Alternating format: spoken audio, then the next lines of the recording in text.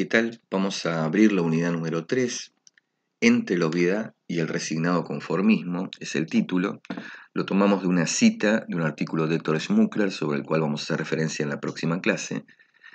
Y con esta cita, Schmuckler está tratando de caracterizar el estado del campo de la comunicación en América Latina, en un periodo que denominamos de profesionalización y que circunscribimos entre mediados de los años 90 y los primeros años del 2000. En esta clase, globalización y consumo, vamos a trabajar con las perspectivas hegemónicas. Y en la próxima, en la siguiente, con la que cerramos la unidad, trabajaremos con las perspectivas críticas, uno de cuyos representantes, sin duda, es Héctor Schmuckler.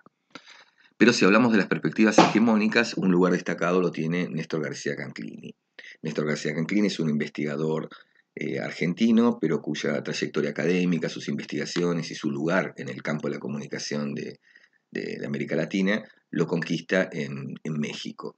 Ya en 1990 había publicado Culturas Híbridas, un libro en el que presenta precisamente este concepto que trata de zanjar el debate respecto de los límites o de los no límites entre lo popular, lo masivo y lo culto.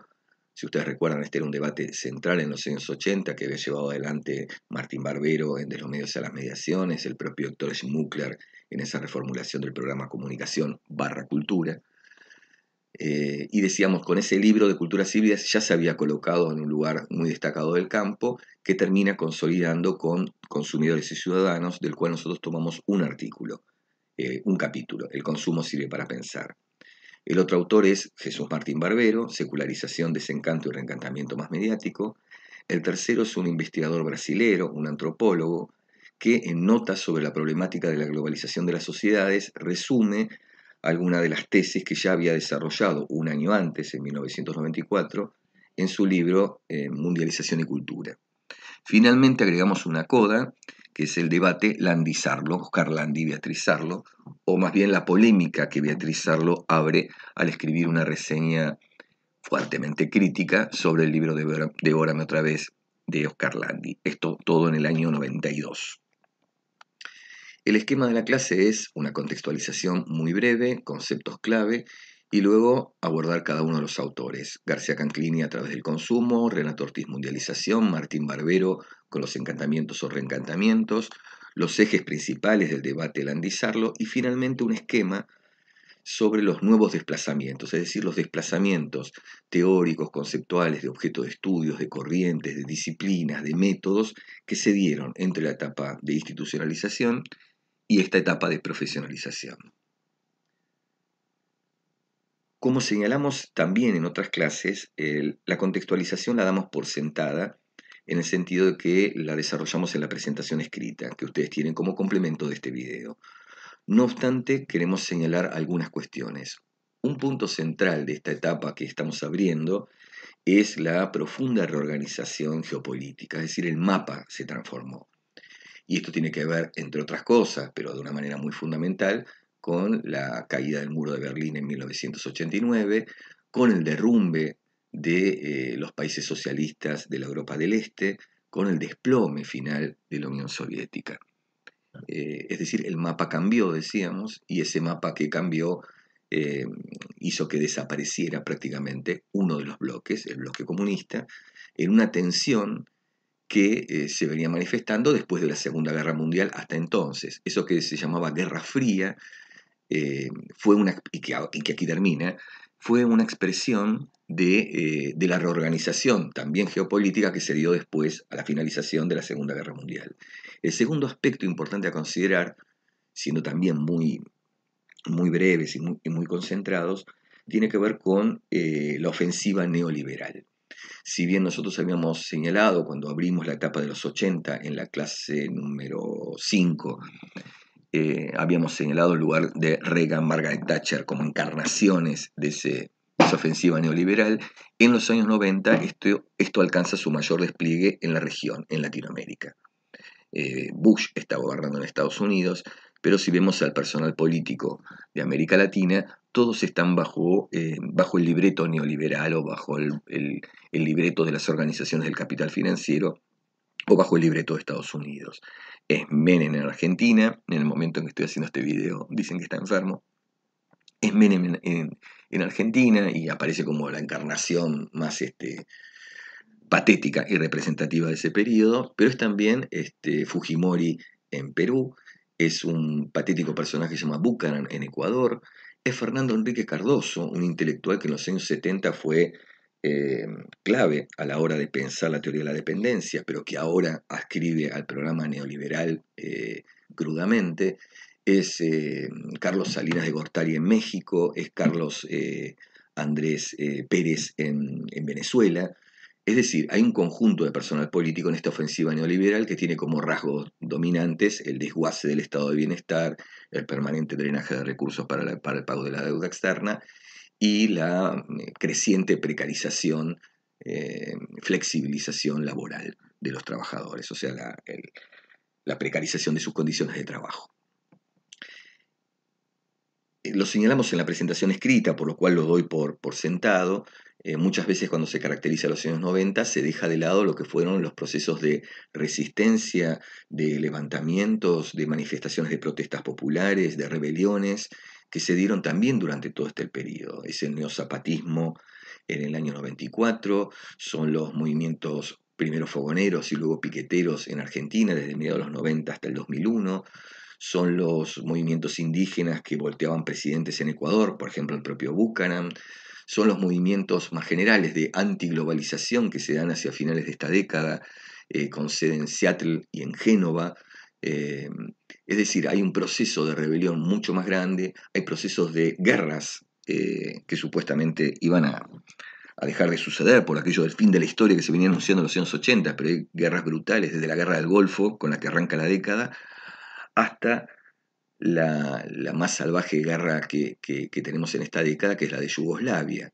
Una guerra que expresa las tensiones que se empiezan a advertir en estos años 90, ¿no? De un país a un país despedazado en 6, 7 repúblicas. Estas son cuestiones de carácter más general, pero que aparecen todo el tiempo, como dijimos en la primera clase, como las condiciones que dejan huellas en las reflexiones de los autores, en sus publicaciones, en sus libros, artículos, etc. Un segundo factor que hay que considerar, y aunque sea mencionarlo muy brevemente, es que apuntamos como característica del estado del campo, ya no de las condiciones más generales, sino del estado del campo, un proceso creciente de profesionalización, que es un modo diferente de decir un creciente proceso de especialización. Quienes intervienen en el campo empiezan precisamente a eso, a especializarse en un objeto en particular, a especializarse o recostarse sobre una disciplina en particular o sobre un conjunto de disciplinas en particular. Todo esto produce una enorme transformación en el campo, una reorganización también en el campo, tanto en la producción, en la circulación como en la recepción de conocimiento, pero sobre todo, y para ilustrarlo, afecta a los sujetos que intervienen allí. Si ustedes recuerdan, en los 60-70, nosotros habíamos visto a través del debate entre las revistas Comunicación y Cultura y Lenguajes, que uno de los puntos de la polémica estaba vinculado con el lugar del intelectual, con la figura del intelectual. Y la figura del intelectual está a su vez vinculada con aquel que construye una legitimidad a partir de su tarea específica, ya sea el novelista o el investigador del campo de la comunicación, y a partir de esa legitimidad que construye, interviene sobre el mundo social. Y sus intervenciones pueden ser muy diversas, desde firmar solicitadas hasta articularse más orgánicamente con un movimiento de base, como decía la revista de Comunicación y Cultura, hasta pasar de ser un intelectual militante a un intelectual guerrillero, Rodolfo Walsh, para elegir el modelo más claro. Bueno, ese modelo entró en profunda crisis en los años 90 y está vinculado también con esta idea de especialización, porque efectivamente la especialización lo que supone es un repliegue sobre la especificidad, no un salir hacia afuera en una intervención mucho más totalizadora en relación con las condiciones sociales, políticas, generales. Este podría ser un aspecto de esa especialización. Y otro aspecto está vinculado con la mayor permeabilidad, podemos decir así, para que ese investigador especialista empiece a circular también por el mercado, como asesor, consultor o partícipe, digamos, en nuestro campo particular, de la industria cultural. El artículo de Yamila Aram, que hoy no vamos a mencionar en esta clase, da cuenta de ese proceso a través de la figura de Oscar Landi. Un último aspecto a considerar, y es el que tratamos de plantear aquí acerca en términos de cuál es el marco teórico, es precisamente señalar que si en los 60-70 dominaba la crítica ideológica, la economía política, los debates sobre las políticas nacionales de comunicación, si en los años 80 la irrupción era de los estudios culturales británicos en la tradición de los padres fundadores, Raymond Williams, Richard Hogarth, Edward Thompson inclusive, ya en los años 90 con lo que nos encontramos es con los estudios culturales de la tercera generación, lo que se llama muchas veces culturalismo. Es decir, una tradición que se apartó ya mucho más de la tradición de los padres fundadores y que tiene expresión no solamente en Gran Bretaña, sino también en otros países de habla inglesa, como puede ser Australia y sobre todo Estados Unidos, cuyos objetos de estudio empiezan a ser cada vez más parciales y fundamentalmente ligados al consumo o a la recepción de los medios masivos. El mejor representante de esto, y a lo mejor esto les abre algún archivo de recuerdo de Comunicación 1, es David Morley. No es el único, pero es quizás el mejor representante de ese desplazamiento que sufrieron los estudios culturales, de aquellos análisis más totalizantes, por ejemplo en el programa de Raymond Williams, a estos análisis mucho más particulares, casi con una impronta antropológica, cuando van a estudiar qué hacen los receptores en una familia, en una casa, etc., que suponen, como decía, un desplazamiento de lo macro a lo micro, con el interés en el consumo, en lo que hacen los públicos, en las audiencias, etcétera, etcétera. Entonces decíamos, por un lado, condiciones sociales políticas generales, por otro lado, un estado del campo en pleno desarrollo de una creciente profesionalización, y por otro lado, estas corrientes del culturalismo como dominantes y que tienen como expresión fundamentalmente los tres autores que mencionamos al principio, Néstor García Canclini, iba a decir el viejo Martín Barbero, digo viejo porque lo vimos en los años 80, y Renato Ortiz. Aquí ustedes tienen los conceptos clave, y sin duda, y por eso aparece destacado en negrita o en blanquita, es decir, más gordo, globalización. Digo que es el más importante porque efectivamente globalización afecta a todos los conceptos que están aquí. Se habla de un mercado global, se habla de una cultura global, de una tecnología globalizada, no porque se produzca en todos los países, pero sino por su consumo en todos los países. Se habla precisamente de un consumo global y por ende o por derivación de una identidad cada vez más global, es decir, cada vez menos nacional, cada vez menos regional. En principio, el concepto de globalización es el que se va a imponer en la bibliografía de los años 90 y podemos decir que perdura hasta hoy. La pandemia, entre otras cosas, lo que está poniendo también en crisis es efectivamente la globalización. Ustedes podrán ver estos días, es un paréntesis esto que abro, en estos días o en estos meses un debate respecto de si esto no es el fin de la globalización, justamente porque la pandemia es una enfermedad global. Pero digamos que para volver a nuestro punto central, globalización es el concepto que termina por imponerse en la bibliografía de las ciencias sociales en general, pero de la comunicación en particular, desplazando otros conceptos rivales, en particular el concepto de imperialismo, pero también el concepto de lo transnacional. Globalización está haciendo referencia a un proceso creciente de internacionalización. Y uno podría decir que, en ese sentido, hubo globalización ya en el siglo XV, cuando se conquista América. Hubo globalización cuando se produce la guerra de rapiña por África en el siglo XIX. Hubo globalización, la conquista de África, la conquista de Asia. Es decir, que hay una tendencia general, y es una tendencia del sistema capitalista, a desbordar sus fronteras, a ampliar sus mercados para colocar mercancías, para colocar capital o para conseguir materia prima más barata o para conseguir mano de obra calificada y más barata, que sería lo ideal, digamos, para los grandes capitalistas.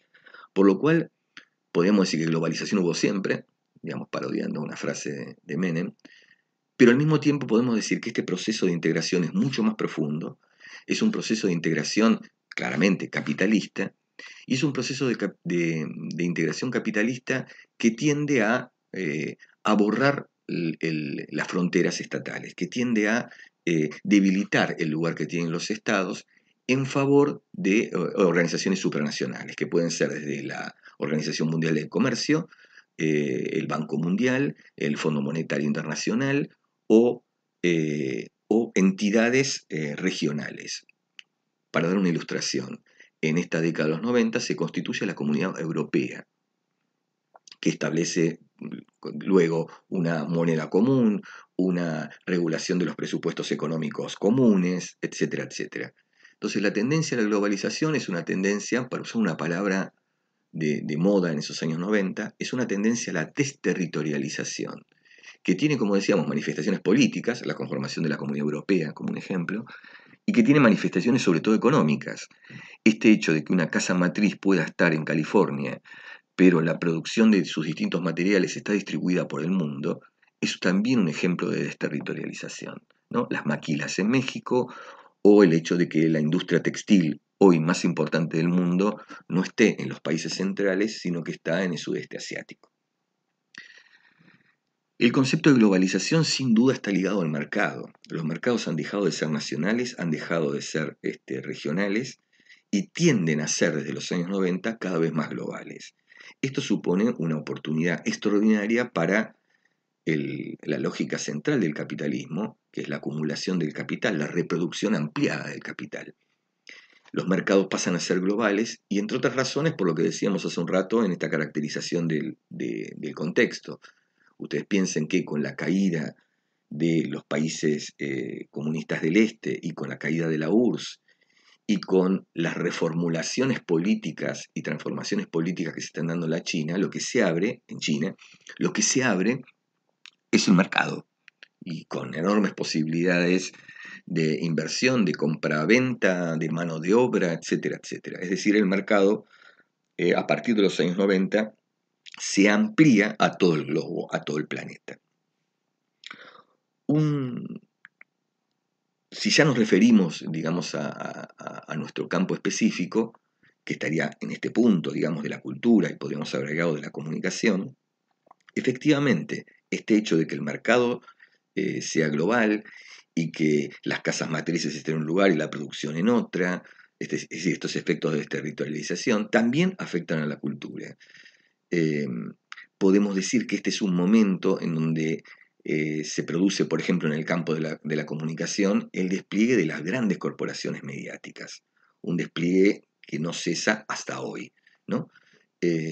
Todavía no podemos hablar de las grandes corporaciones digitales, este es un proceso que recién, y acá está la palabra tecnología como clave, que recién está comenzando, quiero decir, recién se está haciendo doméstica, en el sentido de que hogareña la Internet, pero podemos sí decir que hacia fines de los años 90 se constituyen, por ejemplo, y es un dato histórico interesante, Amazon y Google, que recién en los años posteriores, ya en los años 2000, y a mediados de los 2000 con Facebook y luego con las otras grandes corporaciones, van a controlar, van a dominar monopólicamente toda la producción, en principio de las plataformas digitales y al mismo tiempo toda la circulación de la información, de los datos, de la cultura.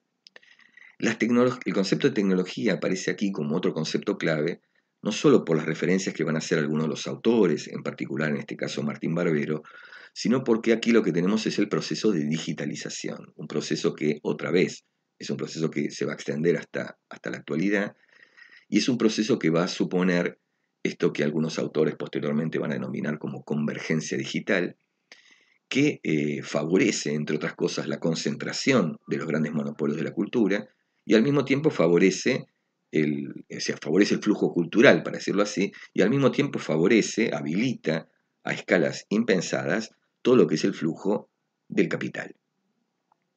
Finalmente está el concepto de consumo e identidad, sobre los cuales lo único que hacemos es nombrarlos porque los vamos a referir cuando nos metamos en García Canclini. Pero sí queremos decir que de esta estructura conceptual, los estudios de comunicación y cultura, y ahí voy a ver si encuentro mi famoso puntero, los estudios de comunicación y cultura de los años 90 no se van a concentrar en estos procesos que están acá arriba, sino en estos dos últimos, consumo e identidad. Estos van a ser los conceptos que organizan las investigaciones, los planteos, los programas, e incluso las reflexiones teóricas de los autores. De estos tres que seleccionamos nosotros, García Canclini, Martín Barbero y Renato Ortiz, pero de otros tantos que están investigando en este periodo de especialización, profesionalización. Vamos ahora a introducirnos en los distintos autores. Ahí tienen ustedes una imagen de Néstor García Canclini y una reproducción de la tapa de su libro, Consumidores y Ciudadanos, Conflictos multiculturales de la globalización. El título del libro ya encierra una tesis. Y el título del libro ya nos muestra un desplazamiento conceptual importante. ¿Cuál sería la tesis? Bueno, que la ciudadanía se construye en el consumo. Tesis que vamos a ver si la podemos explicar cuando nos metamos ya en el desarrollo del libro. Pero que en principio podríamos adelantar que lo que nos está diciendo García Canclini es que ya en los 90 la ciudadanía no parecería construirse en los clásicos lugares, en los lugares tradicionales de la modernidad, como podría ser la escuela o la participación política, sino en esta acción que los sujetos realizamos en el mercado. Y esa acción que realizamos en el mercado es la del consumo. Sobre todo si no somos los dueños de los medios de producción, lo único que nos queda es consumir. Decíamos entonces que ahí hay una tesis y al mismo tiempo un desplazamiento conceptual. Fíjense que ya no se habla de producción, que era un punto y un blanco central en los años 60 y 70, y tampoco se habla de clases, sectores populares, sino de ciudadanos, de ciudadanía. Y otra vez, el concepto clave de globalización. ¿Cuál es el planteo central de García Canclini? Todo este capítulo del consumo sirve para pensar, gira en torno a este concepto, decíamos, consumo, que tiene una primera definición en el texto de García Canclini, que es esta: pensar el consumo como un proceso sociocultural. Esto significa, para García Canclini, la necesidad, o esto expresa la necesidad de García Canclini, de apartarse de dos grandes concepciones de consumo que podemos decir que dominaban en los años 60-70 y que todavía estaban presentes en los años 80. Una es la idea del consumo como irracionalidad. Eso que solemos muchas veces plantear, sobre todo frente a los consumos de los otros, cuando vemos que alguien consume desde comida, vestimenta o marcas o lo que sea, solemos pensar que es poco reflexiva ese consumo, que podía haber ahorrado la plata. Esta idea de irracionalidad del consumo o de alienación del consumo. Pensemos que las grandes teorías que en los años 60-70 dominaban, como la de Frankfurt, sobre todo a partir de Marcuse, pensaban a las formas del consumo e incluso de la recepción como formas alienantes, es decir, como formas que nos convierten no en los sujetos que somos, sino en otros sujetos. Bueno, García Canclini, para llegar a esta definición del consumo como un proceso sociocultural, tiene que apartarse de esa idea del consumo como irracionalidad. Pero tiene que apartarse también de otra idea, de la idea del consumo, decíamos, como irracionalidad, es un apartamiento, de la idea del consumo como si existieran un consumo natural o un consumo artificial. Lo trato de explicar mejor. Se aparta de la idea de irracionalidad y se aparta de la idea de que existen consumos naturales. Ahí está más clara la explicación. ¿Qué significa esto? Bueno, se podría pensar a partir de la idea del consumo que los seres humanos consumimos cierto tipo de bienes o servicios por plena necesidad, ¿no? Comer y vestirnos. Bueno, lo que plantea García Canclini con criterio es que aún esos consumos naturales, o sea, propios del ser humano, aún esos consumos naturales son también artificiales, es decir, son también culturales, y se expresa esto hasta en el modo de comer, en la comida que elegimos, en el modo en que consumimos esos alimentos o en el modo en que consumimos nuestra vestimenta o en el modo en que elegimos nuestra vestimenta. Por lo cual, fuera de esa división entre lo artificial y lo natural, plantea que todos los consumos son culturales, o que por lo menos todos los consumos tienen una dimensión cultural. Entonces, apartándose de la idea de lo irracional y de la posible existencia de consumos naturales y consumos artificiales, y agrego, pensar que hay consumos artificiales quiere decir que hay consumos que son impuestos por otros, que no serían naturales, decía entonces, apartando estas dos ideas, llega a esta conclusión de que se trata de un proceso sociocultural, es decir, un proceso donde se ponen en juego las experiencias donde se ponen en juego los hábitus, donde se ponen en juego las disposiciones de cada uno de los sujetos, donde, como vamos a ver hacia el final, se construye una identidad. Entonces, si el consumo es cultural y si el consumo no es irracional, todo el esfuerzo del artículo de García Canclini es pensar las racionalidades del consumo. De allí que ustedes vayan a ver en el texto, cuando lo lean o si ya lo leyeron lo habrán advertido, él establece una serie de lógicas del consumo, de racionalidades del consumo. La primera racionalidad que toma es la racionalidad que plantea Marx, es decir, la producción del capital necesita de su reproducción en términos de consumo. Por supuesto que da cuenta de esa racionalidad, no es la que va a destacar en su artículo, porque lo que va a destacar en su artículo son otras racionalidades. Él habla de una racionalidad sociopolítica interactiva. Un gran nombre, un gran concepto para explicar las disputas que se dan en cada sociedad, disputas que pueden tener un carácter de negociación o que pueden tener un carácter de mayor confrontación en torno efectivamente a los consumos de bienes o de servicios. Un ejemplo que es el más simple para dar son las disputas que se dan socialmente en torno, por ejemplo, al acceso a la educación. Todos somos conscientes de las limitaciones gigantescas que tienen los sectores populares para acceder a la universidad, pero todos también somos conscientes de las dificultades que tienen para acceder a los consumos todavía más básicos como la educación primaria y secundaria.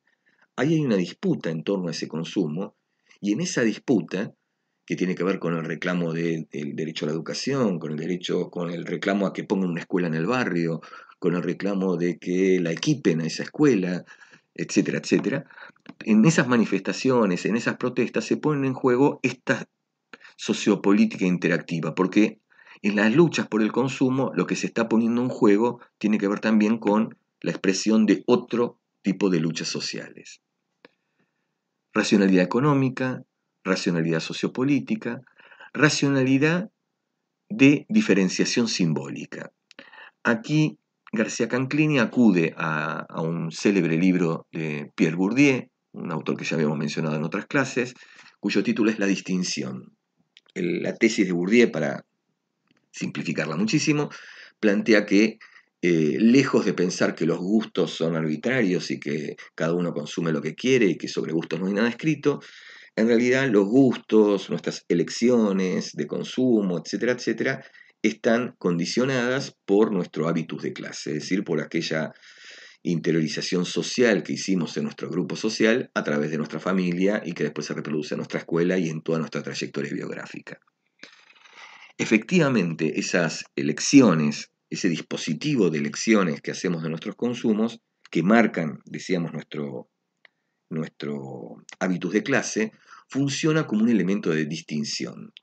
A la falta de otros elementos de distinción, los títulos de nobleza, la sangre azul, etcétera, etcétera, la distinción se establece sobre el consumo, por lo cual consumir determinadas marcas, ir a determinados lugares, restaurantes, confiterías, lugares de baile, el consumo de determinado tipo de música, el consumo de determinado tipo de literatura, etcétera, o de cine, lo que expresan de conjunto, porque estos consumos suelen ser muy sistemáticos, es decir, expresan una racionalidad mayor, lo que expresan de conjunto es el esfuerzo de los grupos sociales por distinguirse de otros. Entonces, consumir es distinguirse, o por lo menos esa es una racionalidad. La contracara, si se quiere, de la distinción es que si me distingo de otros, de los que quiero distinguirme y necesito distinguirme para consolidar mi lugar y mi espacio social, me integro a otros, ¿no? Entonces me distingo de ellos y me integro a un nosotros. Por lo cual habría también una racionalidad que es de carácter integrativa, ¿no? Él dice integrativa y comunicativa. No hace falta decir por qué comunicativa, todos mis consumos son un guiño, en todo caso, a un nosotros, en el sentido de que formo parte de esa pecera, o somos del mismo palo, para decirlo así, ¿no? Tengo esta marca de zapatos, asisto a determinado tipo de conciertos, voy a determinado tipo de restaurante, etcétera, etcétera, y estos son guiños de un entre nos concreto, al mismo tiempo que, como decíamos por la otra lógica, de un proceso de diferenciación. La última observación que hace en esta búsqueda de racionalidades es cuando piensa a este proceso sociocultural del consumo como un rito. Y ahí toma una idea que ha sido trabajada por muchas disciplinas, pero fundamentalmente por la antropología, que es pensar al rito como un momento de reafirmación de una identidad. Pensarla como rito le permite también a García Canclini, otra vez, despejar la idea de irracionalidad. Por ejemplo, los consumos que están vinculados a las celebraciones, y son las grandes comidas de las fiestas de fin de año, o las fiestas navideñas, o los grandes cumpleaños, o las fiestas de 15. Es decir, todos esos momentos en donde muchos grupos sociales, inclusive los que tienen mayores dificultades para costearlo, hacen un esfuerzo y una inversión en ese tipo de celebraciones, le servirían a García Canclini para demostrar que en el consumo hay un ritual que está vinculado con la necesidad de una afirmación de identidad. Una identidad que reflejaría ya no todo el proceso económico general de reproducción de capital, sino la relación sociopolítica interactiva, la distinción y la comunicación. En otro sentido, estas observaciones de García Canclini lo llevan y ahí voy a la segunda pantalla, a la tesis principal del libro, que es la de el consumo sirve para pensar. Si en los años 60, 70 y hasta los 80 también podíamos decir que el consumo era todo lo contrario, es decir, el consumo nos impedía pensar, el consumo nos alienaba, la tesis que está planteando García Canclini en los 90 va a contracorriente y a contrapelo de toda esa tradición. Y la fundamenta precisamente a través de esto que estamos señalando. Si ahí se expresa una relación social interactiva y conflictiva, si ahí se expresa una distinción y al mismo tiempo una comunicación e integración con nosotros, si ahí se expresa un ritual en donde reafirmo mi identidad, efectivamente el consumo, y otra vez los lugares a donde vamos a comer, nuestros consumos musicales, nuestros consumos fílmicos, etcétera, etcétera, todos esos consumos lo que estarían haciendo es permitiéndonos pensar el mundo, encontrarle una inteligibilidad a un mundo cada vez más opaco y al mismo tiempo pensarnos a nosotros mismos, o sea, construir nuestra identidad. Por eso esa relación que nosotros sosteníamos aquí en este esquema, consumo-identidad, es fundamental y está expresada con claridad en ese texto de García Canclini. Ya la identidad no la construiríamos, y eso forma parte de todos los desencantos que aparecían en los años 90 o que se postulaban en los años 90, ya la identidad no se construiría en nuestra participación en un partido político y en la intervención para las tomas de decisiones de los asuntos públicos, ya nuestra identidad no se construiría en una escuela, la crisis educativa de los años 90 es fenomenal, ya la identidad no se construiría en las religiones, sino que la construcción de la identidad se manifestaría en todos los procesos de consumo que hacemos cotidianamente. Y eso implica los bienes, servicios, bienes culturales, pero también bienes materiales. Entonces, fíjense acá en esta cita de García Canclini, consumir es hacer más inteligible un mundo donde lo sólido se evapora. Una cita oculta a Marx. ¿Qué es lo sólido que se evapora? Esta reestructuración geopolítica general que ha volado por los aires al mapa del mundo y que se está reconfigurando en los años 90.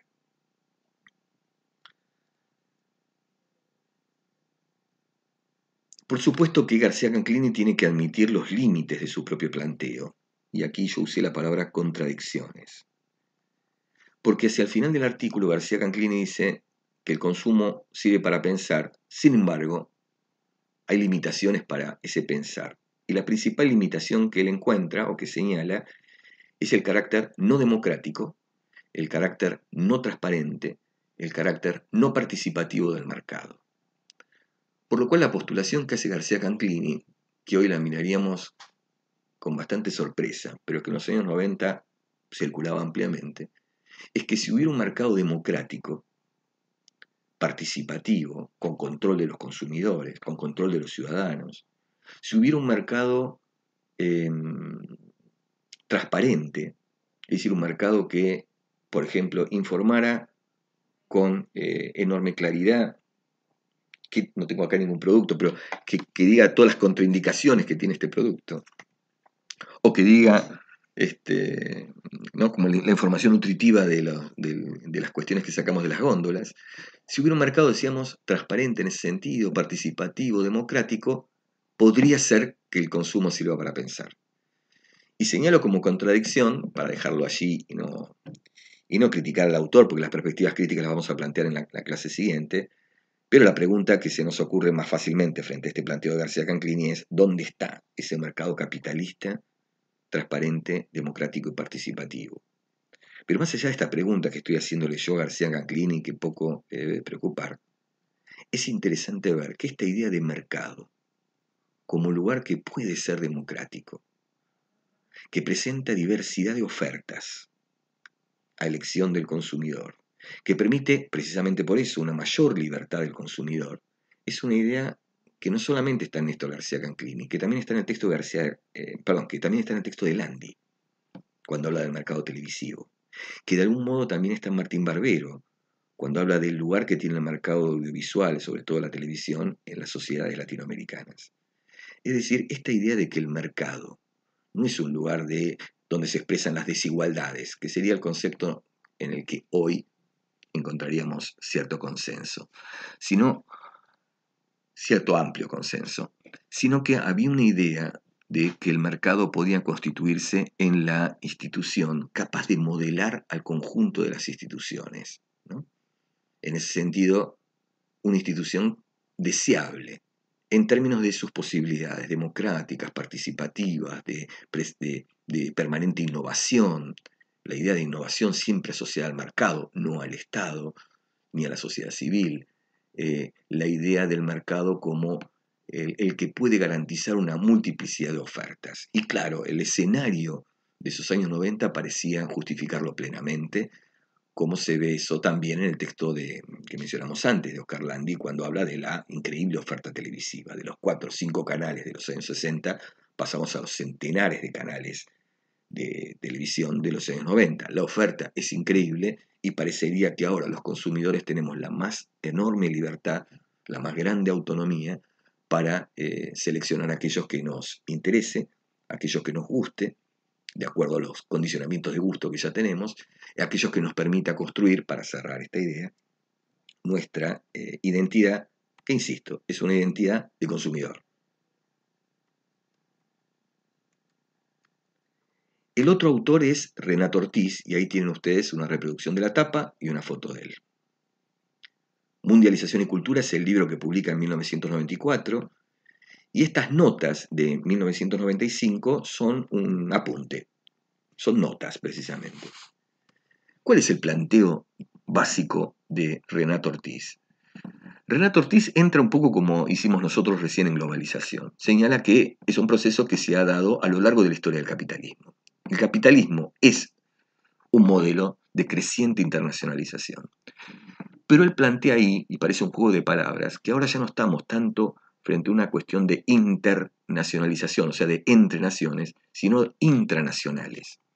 Y eso que parece un poco más difícil de pensar, tiene que ver con lo que decíamos en términos de borramiento de las fronteras, debilitamiento de los estados y creciente protagonismo de organizaciones supraestatales, regionales o supraestatales.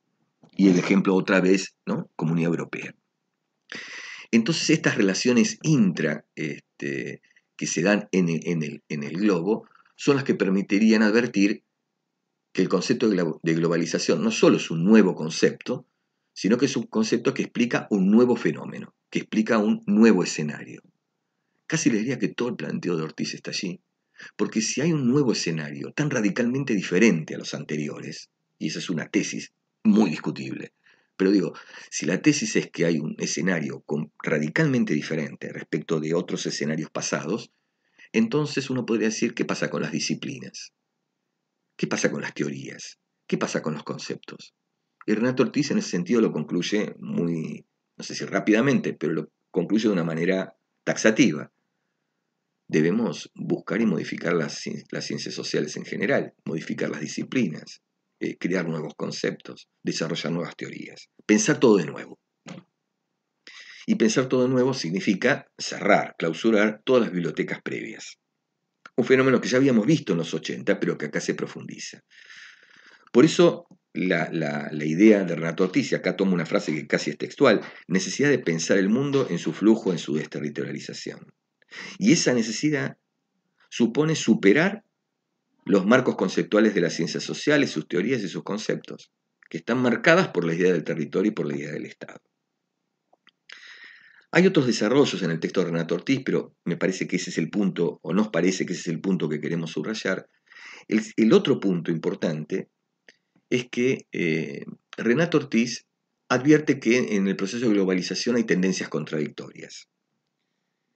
Y nosotros cuando hicimos rápidamente la caracterización contextual, señalamos una que era brutalmente contradictoria. Es decir, un mundo que parecía garantizarnos la paz global, la aldea se hacía global, para tomar esa frase de McLuhan, que ahora se resucitaba. Bueno, contra esa suerte de pax mundial, nos encontramos con un universo de plenas guerras. Dijimos, la guerra del Golfo, la guerra de Yugoslavia, y las sucesivas guerras de ahí entonces, inclusive las guerras económicas actuales, las guerras actuales y las guerras económicas actuales, China, Estados Unidos, la guerra petrolera, etcétera, etcétera. O sea que el mundo de esa Pax, no, para decirlo en los términos de la Pax romana, no garantizaban esa fábula. Pero se me escapó lo que iba a decir. Decíamos entonces, ese acercamiento, digamos, al concepto de globalización de Renato Ortiz le permite advertir que hay contradicciones. Y yo ya marcaba una muy brutal, que es la contradicción entre precisamente esa creciente internacionalización y una creciente fragmentación. Yugoslavia es el ejemplo más extraordinario. O en una creciente globalización que es capitalista y al mismo tiempo es una globalización de modernización occidental, justo en el momento en que se produce la guerra del Golfo, es decir, contra lo que se veía como otro nuevo bloque, que era el bloque árabe o el bloque musulmán.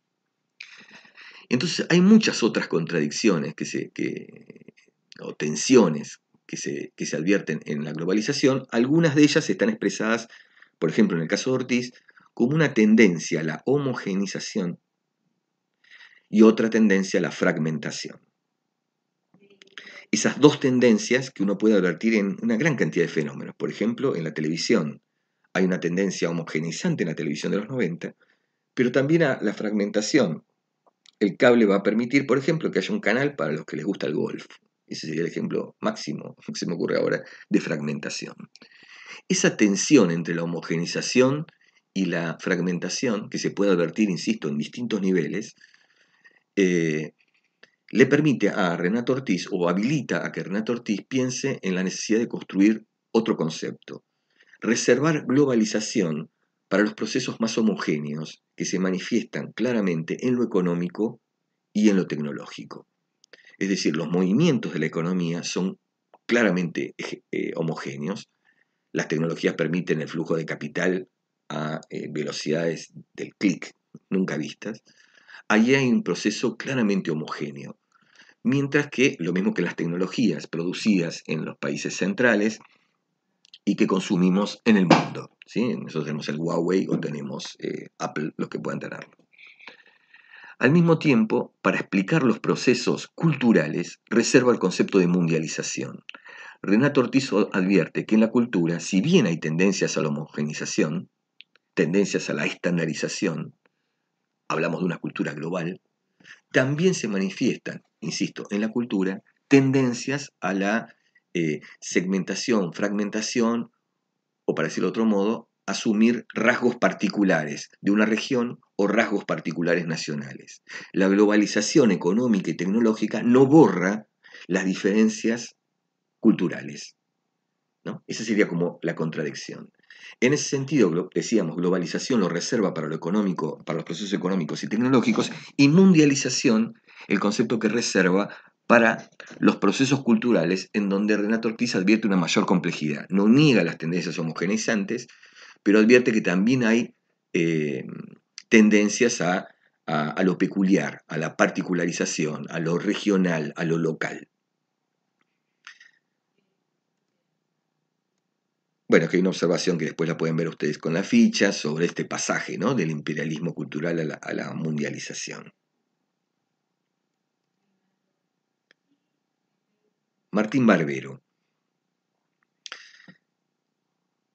El artículo de Martín Barbero, que también, como el de Ortiz, presenta en el encuentro de Felafax, tiene dos ejes. El primer eje, que es el más extenso, que aparece en la introducción, es toda una reflexión, lo decíamos en la presentación escrita, acerca del proceso de desencantamiento del mundo. Es decir, ahí está tomando el sociólogo Max Weber, que explica en términos de desencantamiento el proceso de modernización capitalista.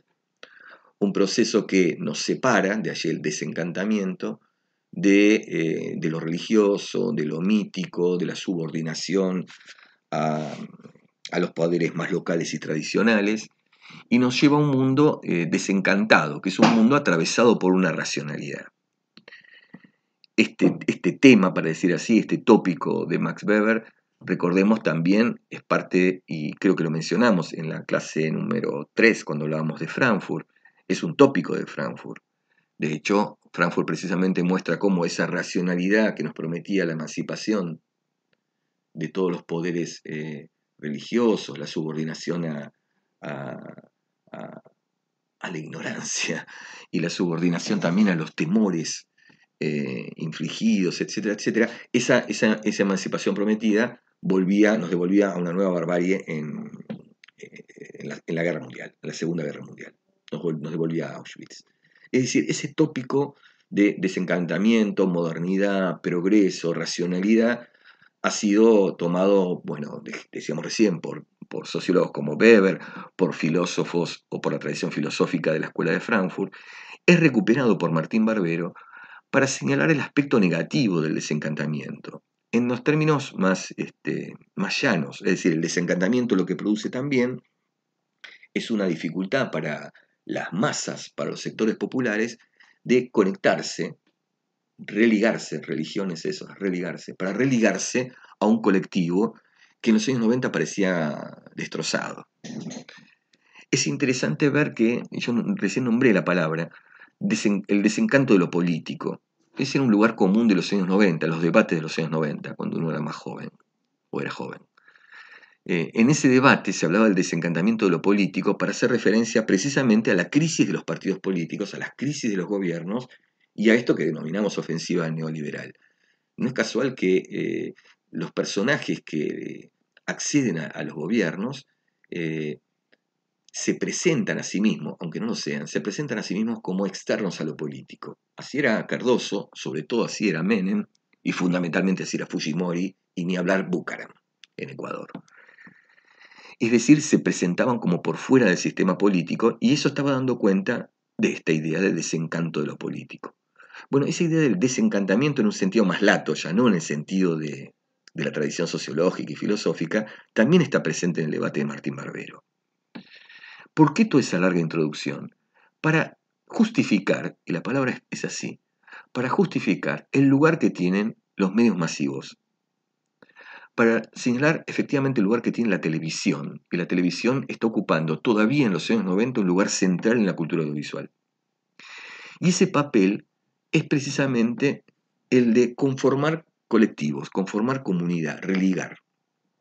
Frente al desencantamiento del mundo, las nuevas tecnologías, pero en particular, no todas, porque todavía Internet estaba en su desarrollo, sino la televisión, frente al desencantamiento del mundo, viene a reencantarlo, a devolverle una magia, a devolverle sentidos míticos que están perdidos.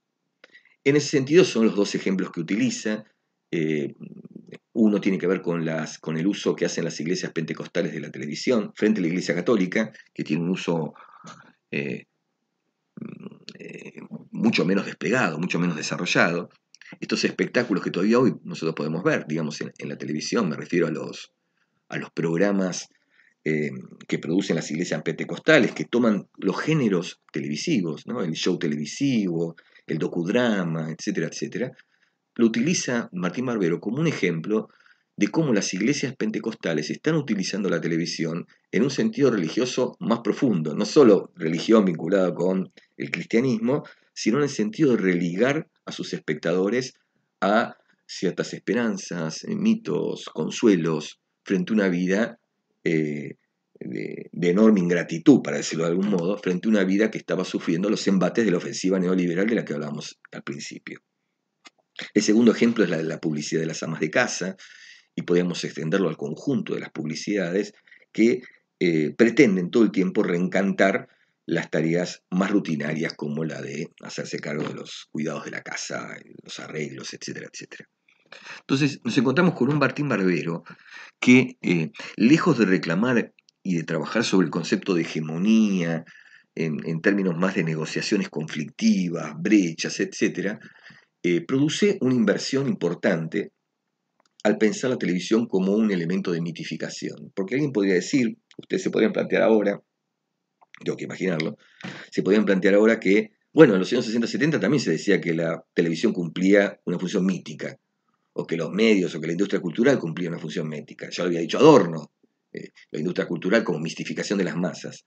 La diferencia fundamental, radical diferencia, es que Martín Barbero está planteando eso en términos positivos. Es que esa mistificación o esa mitificación de los medios lo que hace es devolver algo que la gente, que los sectores populares, que el consumidor, que las audiencias habían perdido, que es un mundo sin encanto. Esa tesis, decíamos, está sin duda en conexión con los planteos que se están discutiendo en los años 90. Porque si ustedes se fijan, el lugar que le reserva a las sociedades arrasadas por esta ofensiva capitalista es el lugar del consumo televisivo, como un lugar de salvación, vamos a decirlo así, hasta en el sentido más literal que podía tomar Martín Barbero. Y con toda la duda de que esto se está haciendo muy extenso, y espero que sigan hasta acá en el video, queremos utilizar la última coda para el debate Landi y Sarlo, que también ilustra los debates que se están dando en los años 90. Ahí tiene una imagen de Landi de la portada de su libro, acá de Beatriz Sarlo, y la tapa de la revista Punto de Vista 44 del año 92, donde aparece la reseña crítica del libro Devórame otra vez. Voy a sacar este puntero que me quedó colgando. ¿Cuáles son los ejes del debate? Y con eso y el cuadro final vamos a cerrar. Podríamos decir en términos generales que están debatiendo sobre la televisión. Devórame otra vez, que hizo la televisión con la gente, que hace la gente con la televisión, es toda una declaración de principios. Si me permiten, hacemos un giro hacia atrás. Fíjense, ¿no? Consumidores y ciudadanos. Y cuando leía el título yo les decía, fíjense cómo se produjo un desplazamiento. Ya no hay producción, medios de producción, productores, corporaciones. Ya no hay sectores populares, clases, sino que hay ciudadanos, consumidores y ciudadanos. Y fíjense acá, en esta otra etapa, en este caso de un autor argentino, el libro de García Canclini es del 95, el libro de Landi es del 92, y acá tenemos otra vez televisión, pero no la televisión en su sentido de las políticas nacionales de comunicación, de la economía política, de la crítica ideológica, sino de, no tanto ni siquiera lo que hizo la televisión, sino qué hacemos nosotros con la televisión. Y nosotros ya no somos ni sectores populares, ni clases, ni siquiera masas, somos gente. Casi le diría que es una escala todavía más desflecada del concepto de ciudadano.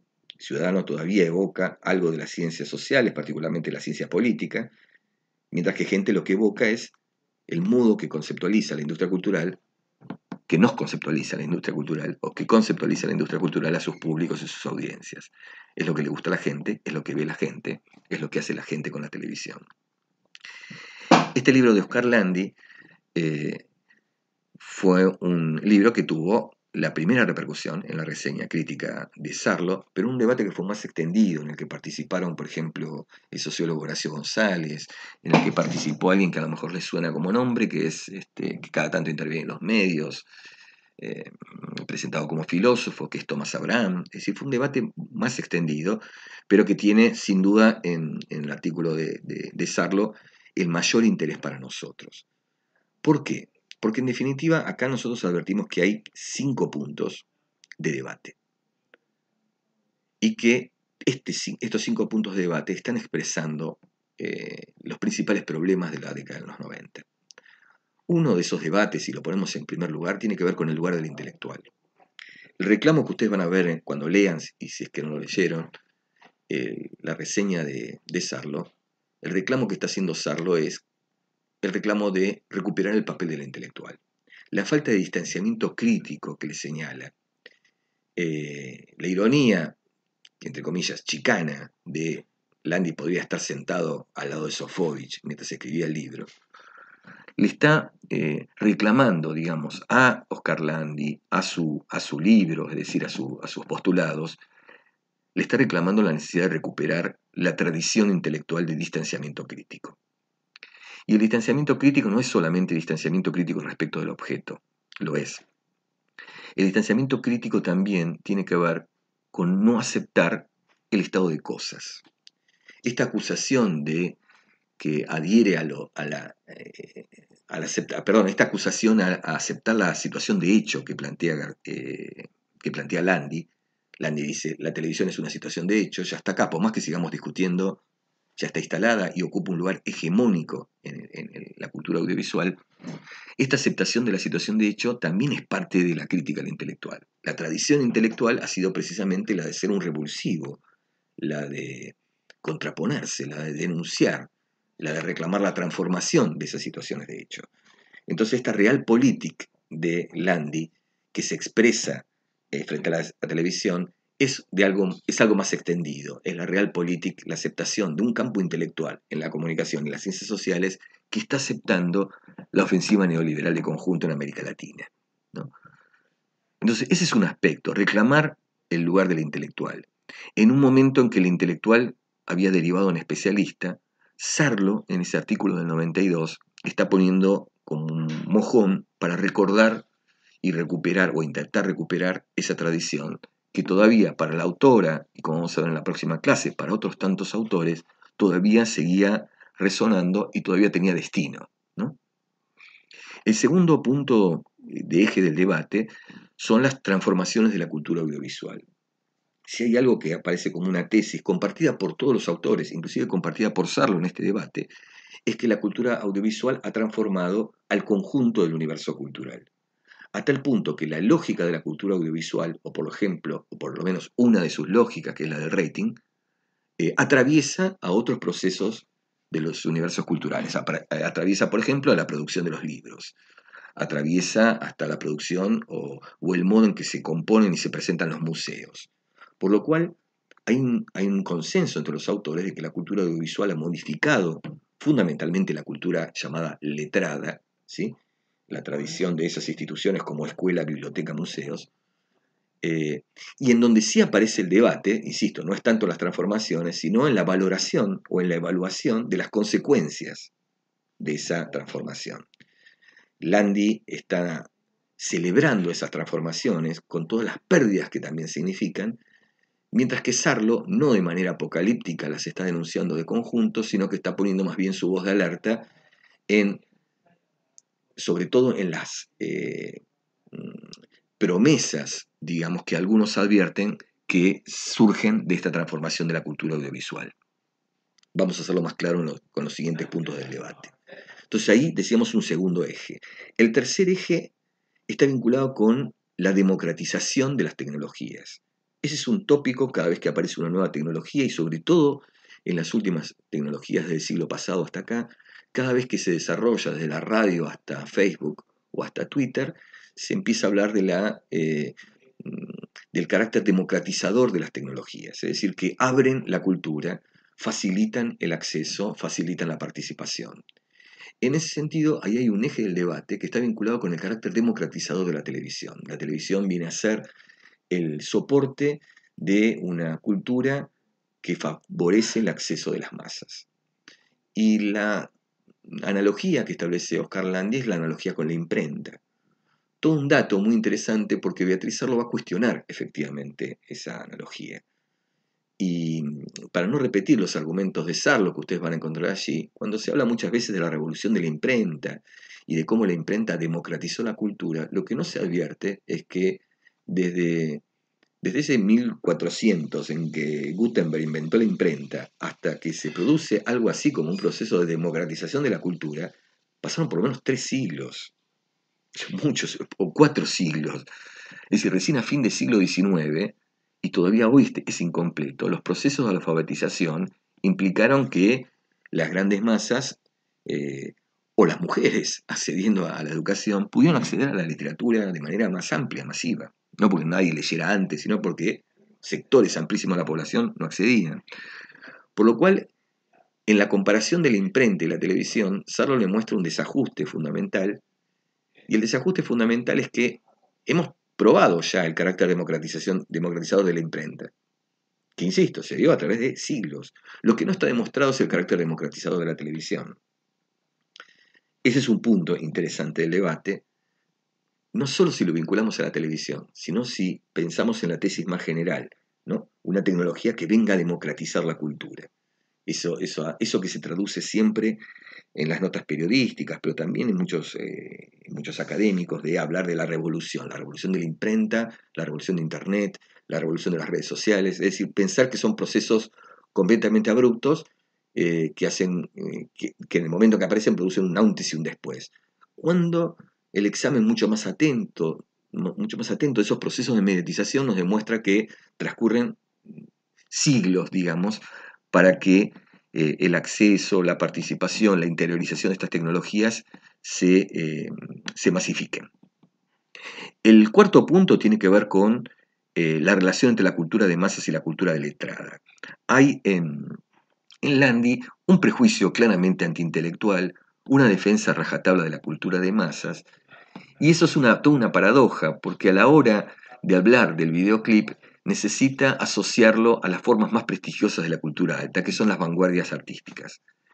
La crítica allí, ustedes la van a ver, de Sarlo es muy interesante, porque lo que señala es la finalidad con que las vanguardias apelaban al montaje y al collage, y la finalidad con que el videoclip apela al montaje y al collage. En este último caso está atado a la industria cultural, y a una industria cultural muy específica, que es la industria musical, que estaba en crisis, y que el videoclip le permite como un renacer. Después va a tener que buscar otra forma de resolución de toda esa crisis, la industria musical.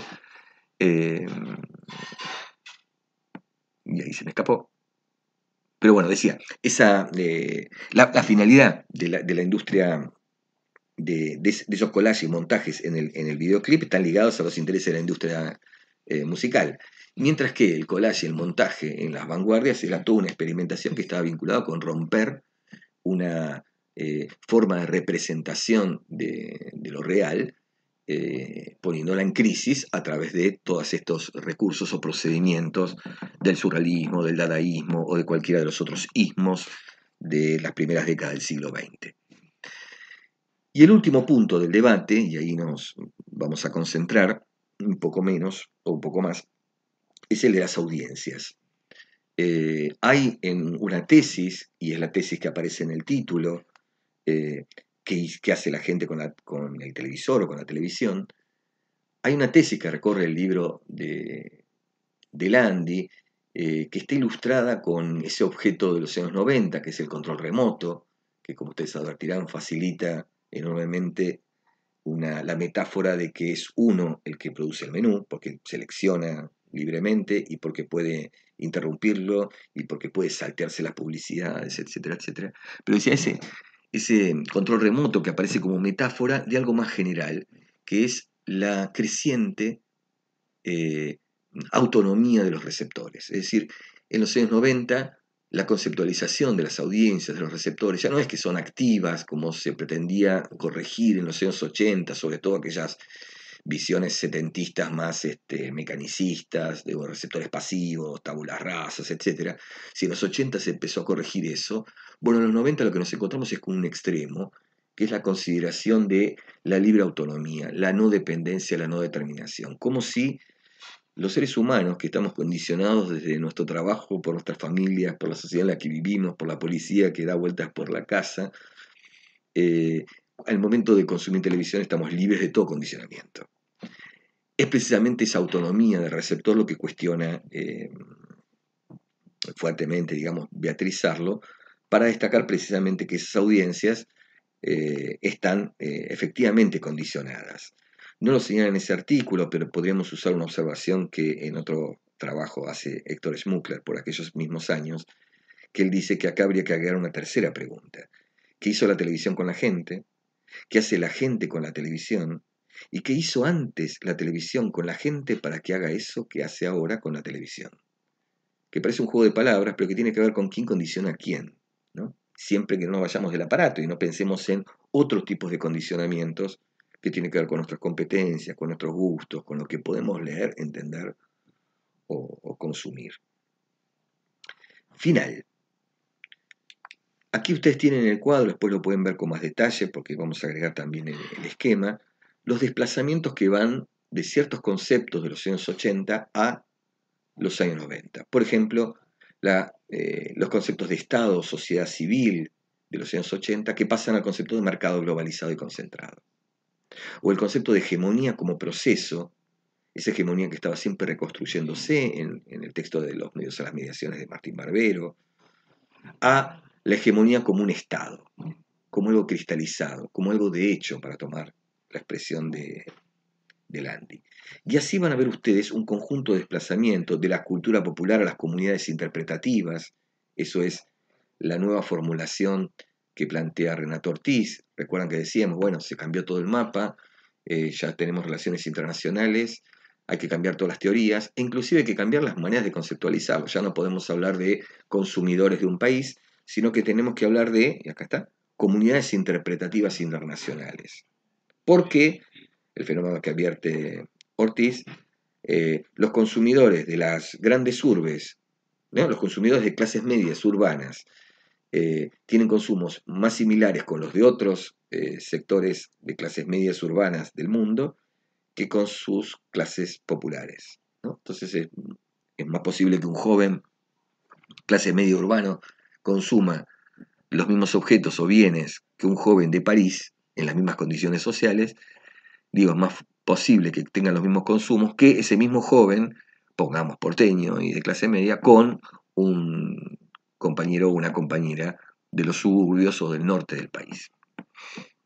Entonces decía, de las determinaciones económicas a la autonomía, ustedes van a advertir acá toda una serie de desplazamientos que van, otra vez, desde los años 80 hasta los años 90, desplazamientos que justifican en la perspectiva no de quienes hegemonizan en ese momento el campo, sino desde las perspectivas críticas que vamos a presentar en la próxima clase, que caracterizan esa obviedad y resignado conformismo ante, de manera general, la ofensiva neoliberal, de manera más particular, la conformación de las grandes concentraciones de medios de los años 90. El grupo Clarín se presenta por primera vez como tal en esa década, ¿no? Bien, esperamos que haya sido claro y vamos a nuestra clase 8 en el próximo video.